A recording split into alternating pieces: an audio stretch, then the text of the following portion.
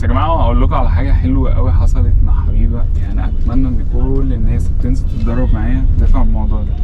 الاستمراريه. حبيبه استمرت بصراحه، كانت بترجع من شغلها متاخر جدا وبنبدا برضه الساعه 7 و8.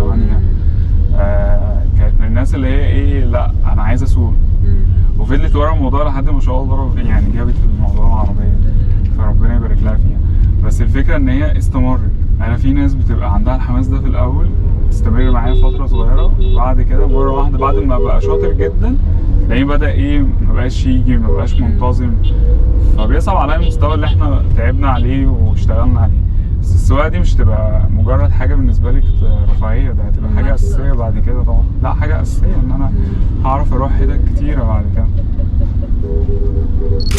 انت اصلا سوقتي حاجه قبل موضوع العربيه؟ يعني سوقتي مثلا سكوتر، سوقتي عجله، سوقتي حاجات دي؟ انا ما بعرفش اسوق اي حاجه خالص، ولا سكوتر ولا عجله ولا اي حاجه في طب ليكي علاقه بالجيمنج بالحاجات دي؟ بتحبي الجيمنج؟ الحاجات دي بتوترني جدا بجد، وانا بترعب منها والله. طب مين بقى في البيت عندكم بيعرف يسوق؟ مامتي. انت بتقعدي قدام دايما وهي سايقه، ولا دايما بتكوني ورا؟ لا انا بصراحه بحب اقعد ورا بصراحه. تمام. كنت قاعده مريحه دماغي. يعني انا كده عملت تحليل شخصي ليها ان هي ما كانش ليها علاقه اصلا بالسواقه خالص يا جماعه. فان هو حد يكون بيجنر قوي كده وما شاء الله بالشطاره دي، فده معناه برضو ان هي كانت التزامها هو اللي وصلها للمستوى ده. باستثناء بجد والله، الموضوع مش موضوع كابتن بس. لا بس والله العظيم لا انت صبور جدا وهادي جدا والله، وانا بتوتر جدا، فياسين بيعرف يتعامل مع توتر الناس ويكالم ذم داون. يعني انا كان بيهديني بصراحه كتير جدا في المواقف اللي هي لا تستدعي اصلا التوتر يعني. بجد ميرسي.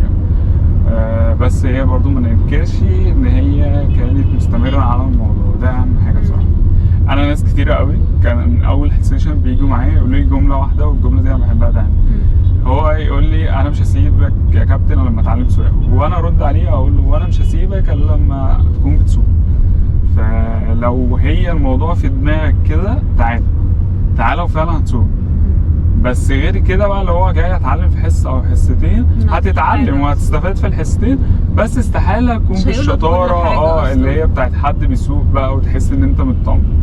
مش هتكمل كل المهارات، اصل هي السواقه مهارات كتير قوي، يوتيرن، ميادين، شوارع ضيقه او زحمه، حاجات كتير قوي. وتعود برضه بالظبط طبعا، ممارسه عشان تعرف تعمل مالتي تاسكينج اللي هي بتعمله دلوقتي. بص هتتصل، عايز اخد انستجرام بيكتشر يا جماعه، بس هتصور يا سايق اول مخالفه تاخدها دلوقتي. خد يا ياسين صور لي الهرم مع المطلع بليز. قالت ياسين اول ما قلت مخالفه خد يا ياسين.